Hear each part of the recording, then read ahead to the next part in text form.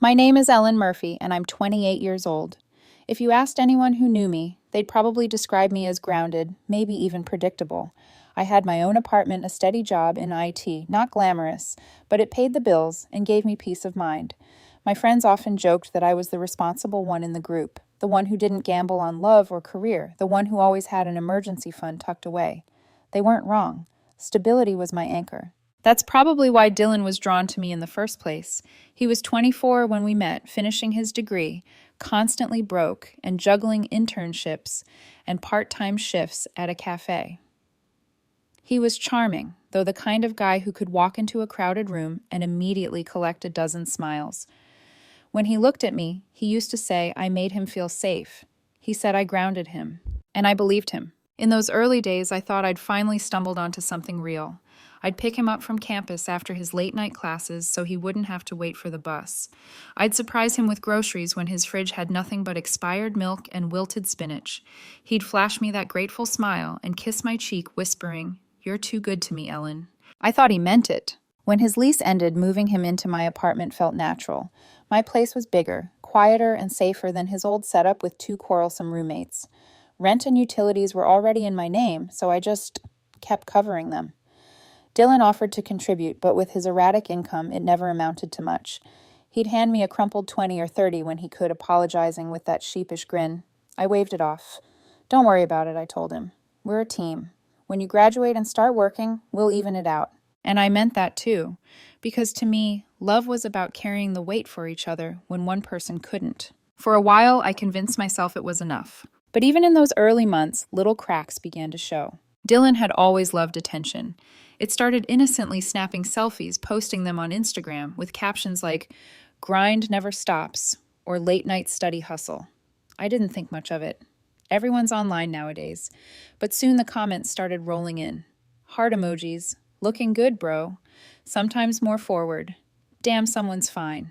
At first, I laughed it off. "Doesn't it bother you that half your followers are thirsty girls?" I teased one night while scrolling through his phone. He just smirked. "Relax. They're just boosting my confidence. It's not like I'd ever go for them." I forced a smile and let it slide, but inside it pricked something raw. Then there were the jokes, the little digs. Like the Friday night I suggested we order takeout and watch a movie after a long week. Dylan leaned back, eyebrows raised, and chuckled. "God, Ellen, you're such a grandma. Don't you ever want to do something exciting?" Or the time his friends came over sprawled across the couch. I paid for sipping the wine I'd bought, and one of them teased, "Man, Dylan, you're basically dating your mom. She works, she cooks, she takes care of you. What do you even do in this relationship?" I waited for him to defend me, to laugh it off and say, "Don't talk about her like that. She's amazing." Instead, Dylan grinned and piled on, "Yeah, she's basically married to her spreadsheets." He laughed, even as I sat right beside him. It stung, badly. But I brushed it off the way I always did. I told myself he was just young careless with words, still figuring himself out. That once life settled down, once he got a stable job, he'd start appreciating me more. That was my mistake. Because even as I poured more of myself into keeping him afloat, late night drives to campus cooking, when he stressed over exams, cleaning up so he could focus, I never noticed how lopsided it all was. Looking back, I realized Dylan didn't crave partnership. He craved adoration. He loved the stability I gave him. Yes, but he also loved the thrill of being admired by Smurfyjers. And the longer I ignored the cracks, the wider they grew. The first real blow came at a party. We were sitting in a circle, drinks in hand, when one of his friends, tipsy and loud, blurted out, "How do you not get bored with Ellen? She's so tame." My chest tightened. I waited for Dylan to laugh it off, to shut it down. Instead, he smirked and said, "Well, that's why I go out with you guys. I need some excitement in my life." Everyone laughed, even Dylan. I forced a smile, but inside it felt like someone had twisted a knife. Later, when I confronted him, he waved it off. "Relax, it was a joke. Don't be so sensitive." That was his favorite line whenever he crossed a boundary. Don't be so sensitive. I should have recognized it then for what it was, a dismissal, a warning sign that my feelings didn't matter. But I didn't. I told myself he didn't mean it. I told myself loyalty and love could make up for disrespect. So I stayed. I stayed because I thought stability was enough. Because I thought I was enough. But soon I would learn just how wrong I was. The night that shattered everything didn't begin with a storm. It began with exhaustion. It had been one of those weeks at work where deadlines piled up like bricks on my chest. All I wanted was a quiet Friday night, no noise, no drama, just takeout, and maybe a bad movie I could half sleep through. I'd set the table with 2 plates even though Dylan wasn't home yet. I kept glancing at my phone, wondering when he'd walk through the door. Part of me already knew the answer. He wasn't coming home the way I wanted him to. When he finally emerged from the bedroom, it wasn't in sweatpants or a t-shirt. It was in a black glittering dress shirt I'd never seen before, the kind that caught the light in sharp angles. His hair was styled cologne, heavy shoes, polished. He looked like he'd stepped out of someone else's life. "Wow," I said softly, blinking up from the couch. "You're dressed up." He didn't even look at me. He was fixing his collar in the mirror by the hallway eyes, flicking over his reflection like I wasn't even there. "Where are you headed?" I asked, setting my phone down. That's when he smirked, a cold, sharp little curve of his mouth that made my stomach twist. "Out," he said. Out where I pressed. Finally, his eyes met mine in the mirror. There was a glint there, something cruel, something rehearsed. "Don't wait up tonight," he said flatly. "I'm with someone better." For a second, I thought I misheard. My ears rang like the world had gone muffled underwater. What my voice cracked. He turned full on now and repeated it without a flinch. "I'm going out with someone who actually knows how to have fun. You should be grateful. Honestly, it's not like you could keep up." The room went dead silent. I could feel my heart hammering in my chest, heat crawling up my neck. Part of me wanted to scream, to demand answers, to claw the truth out of him. Who? How long? Why? But the way he was looking at me told me everything I needed to know. He was daring me. He wanted me to beg. He wanted the scene, the chaos, the tears, something he could feed on later. Instead, I inhaled slowly, forced my voice steady, and said the only word I could muster. "Understood." Dylan blinked, thrown off by the calmness. For just a flicker, his smirk faltered. Then he rolled his eyes. "God, you're so boring," he muttered. "Whatever. Don't wait up." He grabbed his leather jacket, slung it over his shoulder, and strutted out the door. The sharp click of his polished shoes against the floor was like a gavel striking, sealing my sentence. The moment the door shut, I sat there frozen. The silence that followed was deafening. On the table, 2 plates sat waiting untouched. My appetite vanished, replaced by a hollow ache that spread through my chest. I pressed my hands against my thighs to stop them from trembling. How do you process someone you love looking you in the eye and telling you they'd rather be with someone better? I don't know how long I sat there. Minutes, hours. The city outside buzzed faintly, cars passing, neighbors' muffled voices drifting through walls.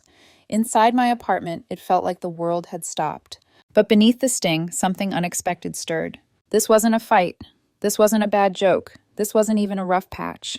This was who Dylan was. And for the first time in months, maybe years, I realized I didn't have to keep living like this. I stood abruptly, as if some hidden gear inside me had finally clicked into place.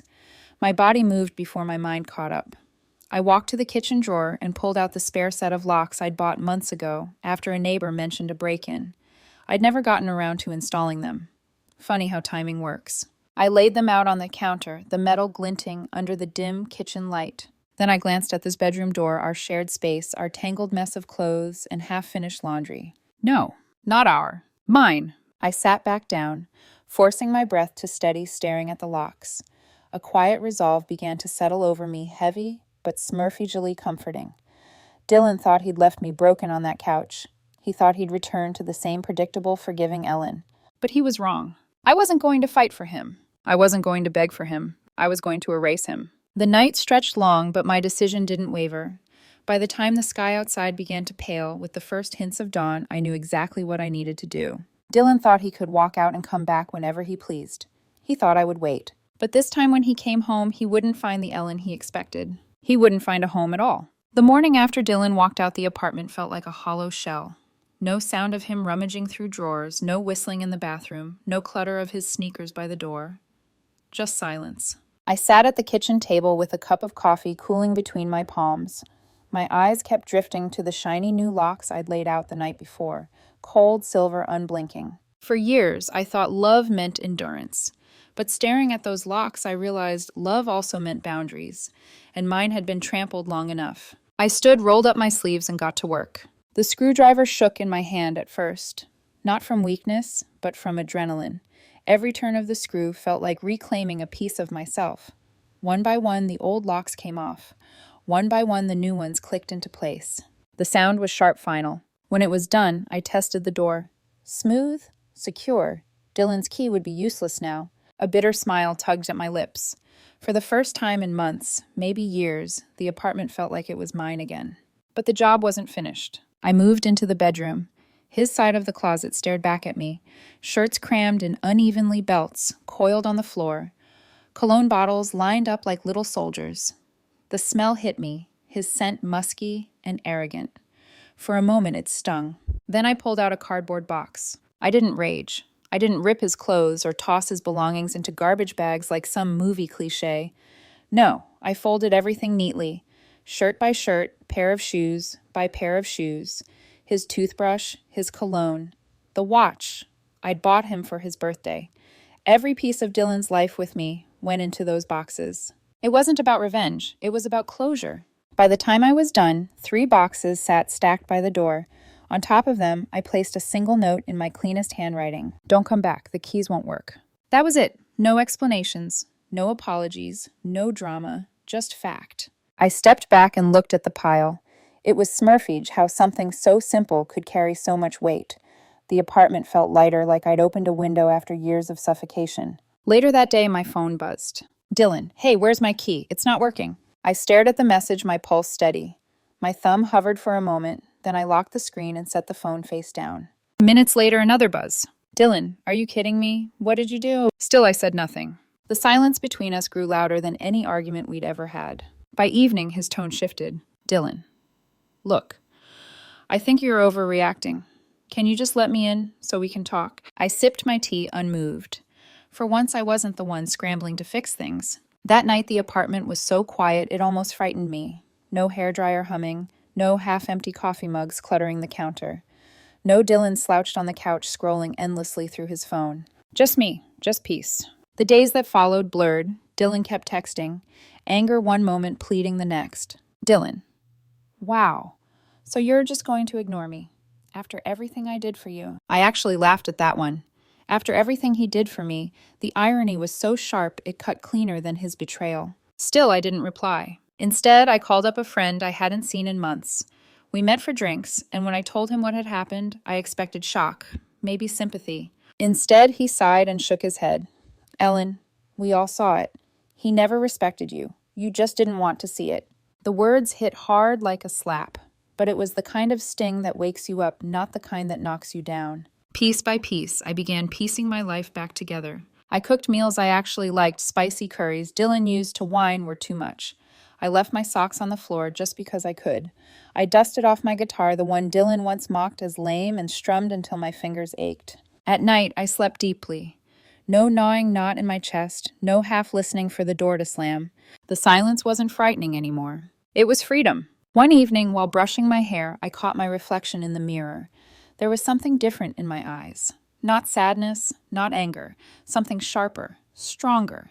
Dylan thought walking out would break me. But all he did was unlock a part of me I'd forgotten, the part that remembered I was enough. The first rumor reached me by accident. It had been about 2 weeks since I changed the locks. I was at the gym, earbuds in, focused on the rhythm of my run, when someone tapped my shoulder. A girl I vaguely recognized from Dylan's old classes leaned close, smirking. So she whispered conspiratorially heard Dylan's big upgrade didn't work out. I blinked. Upgrade. She tilted her head, her words not mine. Don't worry, you didn't hear it from me. Then she walked away before I could ask another question. Upgrade. The word sat heavy on my tongue. He had called me boring, predictable, and then left me for someone better. I didn't know who she was yet, but apparently even that better hadn't lasted long. Later, a friend filled me in. Dylan's new flame wasn't some glittering prize. She was a bartender he'd met through one of his friends. Pretty outgoing, adored the nightlife. For a while, Dylan flaunted her all over social media, blurry photos in clubs, captions about feeling alive. But just as quickly, the post stopped. She dumped him, my friend said with a shrug. Apparently she thought he was fun until he started talking about moving in. Then she realized he wasn't much more than a paycheck-to-paycheck party boy. I shouldn't have felt anything, but I won't lie. There was a flicker of satisfaction. Not because I wanted him to hurt, but because it confirmed what I already knew: he had thrown away stability for an illusion. And now he was paying for it. Word spread. Dylan was bouncing between couches, begging old friends for favors. The roommates he'd abandoned wanted nothing to do with him. Even his classmates started pulling away something about how he burned too many bridges, always taking but never giving. The last photo I stumbled across through a mutual friend's feed barely looked like him. His hair was messy, his hoodie stretched and faded. No more cologne, no more smug grin. Just a tired, hollow face, staring at the camera like he wasn't sure who he was anymore. Meanwhile, my life was moving forward. Work became easier to focus on without constant drama gnawing at me. I poured my energy into projects I'd been too drained to care about before. My boss noticed. 2 weeks later, I got a small promotion, nothing huge, but enough to make me proud of myself again. I started eating better, sleeping better. I picked up my old hobbies. I even joined a weekend hiking group, something Dylan once mocked as pointless cardio. One evening, a close friend looked me over and said, "You look lighter, like a weight's been lifted." And they were right. The irony wasn't lost on me. Dylan had left because he thought I wasn't exciting enough. He thought I was safe, predictable, boring. Yet here I was, thriving while he was drifting from couch to couch unwanted at the very parties he used to chase. Still, Dylan wasn't ready to let go. The texts kept coming, each one like smoke curling from a fire I'd already walked away from. "Dylan, I don't know why you're acting like this. You're being childish." Dylan. "So what, you're just done after everything?" Dylan, "I made a mistake, okay? But you can't just cut me out like I'm nothing." I didn't answer, not one word. Eventually, I muted his number. It wasn't just about ignoring him, it was about reclaiming silence, making it real. And oh, the silence was beautiful. For the first time in years, I woke up without a knot in my chest. I didn't scan my phone, dreading the roller coaster of his moods. I didn't brace myself for the sharp digs followed by sugary apologies. Instead, mornings were mine, evenings were mine. Piece by piece, I was becoming myself again. But Dylan wasn't done unraveling. Mutual acquaintances mentioned seeing him hanging around bars, trying too hard to charm women who brushed him off. Some nights he drowned himself in cheap drinks, slurring his way through conversations about how everyone had turned on him. I didn't seek these updates, but they found me, and each time I felt less and less pity. Because while his life was collapsing, mine was rebuilding. And I wasn't about to let him drag me back into his storm. One night I sat on my balcony, a glass of wine in hand, watching the city lights flicker. The air was cool, the silence steady. And for the first time in a long time, I whispered out loud, "I'm free." But deep down, I knew Dylan wasn't finished. People like him never leave quietly. It happened late on a Tuesday night. I'd just finished brushing my teeth, hair wrapped in a towel, when the pounding started. Not a polite knock, a frantic, angry hammering on the door. My stomach dropped before I even looked through the peephole. Dylan. His hoodie was pulled over his headstrings, tight around his face, but I could still see the red rims of his eyes. His jaw was clenched, his posture rigid. For a moment, I thought he might try to kick the door in. I cracked it open just enough to look at him. "What do you want?" He shoved against the door like he might force his way inside. "Why aren't you answering me?" His voice was raw, almost frantic. "Because I said evenly, there's nothing left to say." His eyes widened like I'd slapped him. "Nothing left to say. Are you serious?" "We lived together for 2 years, Ellen. You can't just erase that." "You managed it pretty easily," I shot back. He flinched, but pressed on. "Look, I was stupid, okay? I got caught up in, I don't know, wanting more. But he didn't mean anything. Not really. You're the one who knows me. You're the one who stayed." I leaned against the frame, arms crossed. "And when you had me, that wasn't enough. Your words, not mine." His face, twisted desperation leaking into anger. "So you're just going to throw it all away because of one mistake?" I shook my head. "You didn't slip, Dylan. You jumped." For a second, he looked like he might cry. His voice cracked when he said, "You're seriously going to let this be the end?" I stared at him, letting the silence stretch. Then I finally said it.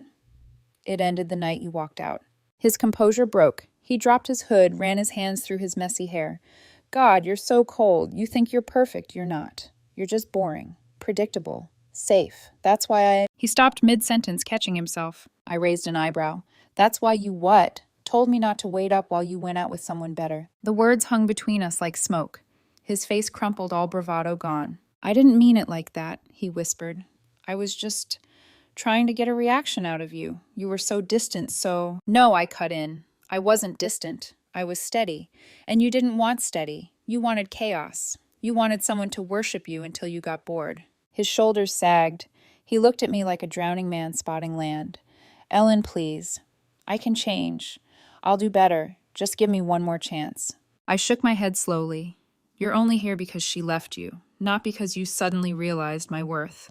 That's not true, he pleaded. I swear it's not. It is, I said firmly. If she hadn't dumped you, you wouldn't be standing here right now. His face hardened again. Anger and shame mingled in his eyes.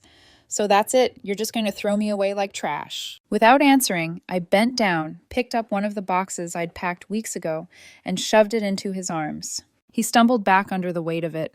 This is the last time you stand on my doorstep, I said. My voice was calm but final. His jaw-clenched veins pulsing in his neck. You'll regret this. Nobody's going to love you the way I did. A bitter laugh escaped me. That's the point. I guided him backward, box still in his arms, and shut the door firmly in his face. For a moment, I leaned against the wood, breathing deeply. His muffled curses echoed in the hallway, then the fading sound of his retreating footsteps. Silence returned. I slid down to the floor, back against the door legs, stretched out. My chest was heaving, not with sadness, but with relief. A Smurfage quiet triumph. I'd stared into the eyes that once held me captive and walked away unshaken. For the first time, I truly believed I was free. And yet, a shadow of unease lingered. Dylan's words clawed at me. You'll regret this. Because I knew men like him don't leave gracefully. They linger like ghosts, desperate to remind you of their absence. I thought shutting the door on Dylan that night would be the end. But men like him rarely leave quietly. 2 weeks later, I found myself at a mutual friend's birthday dinner downtown. I almost skipped it, worried about running into him, but I convinced myself enough time had passed. I deserved a normal night. The restaurant was buzzing with laughter and clinking glasses. I'd just sat down ordering a glass of wine when I felt eyes on me. I turned and there he was. Dylan. He sat at the bar alone, hunched over a drink. His hoodie was wrinkled, his hair unkempt, his once proud posture deflated. But when his gaze landed on me, his whole body snapped upright like he'd just spotted a lifeline. Ellen, he breathed as he scrambled off the stool. He practically stumbled across the room, ignoring the stares of Smurfagers. My friends went quiet, eyes darting between us.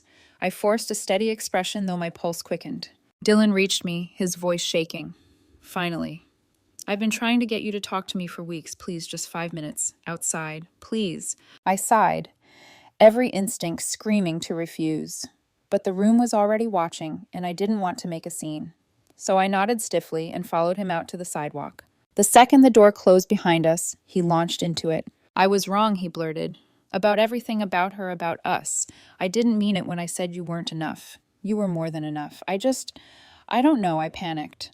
I thought I wanted freedom, excitement, but none of it means anything without you. His voice cracked, and for the first time I saw tears shimmer in his eyes.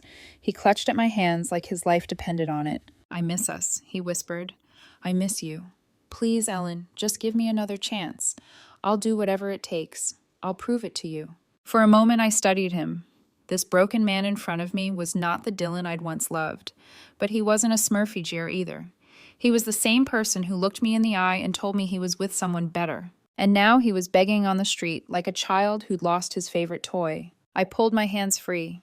My voice was steady quiet. You're only here because she didn't work out, not because you suddenly realized my worth. That's not true, he protested, shaking his head furiously. I swear it's not. It is, I said firmly. If she hadn't dumped you, you wouldn't be here, and I won't be your backup plan. Not now, not ever. His face crumpled. So that's it. You're really done with me. Yes, I said, final as stone. I was done the night you walked out. You just didn't realize it yet. He stared at me, searching for a crack in my resolve, but there wasn't one. His shoulders slumped. A choked laugh escaped him, bitter and broken. You're going to regret this, he muttered. I shook my head slowly. No, the only thing I regret is wasting as much time as I did. That hit him harder than any scream could have. His face twisted, and without another word, he spun on his heel and stormed down the street, shoulders hunched, humiliation clinging to him like a second skin. I stood there watching him disappear into the night. For the first time I felt nothing. No ache, no longing, not even anger. Just peace. When I returned inside, my friends were waiting. One raised an eyebrow, silently asking if I was okay. I nodded, sat back down, and took a sip of my wine. The laughter around the table swelled again, warm and inviting. And I realized something profound. Dylan had been the storm cloud hanging over my life, and now he was gone. Completely gone. I didn't need revenge. I didn't need him to suffer.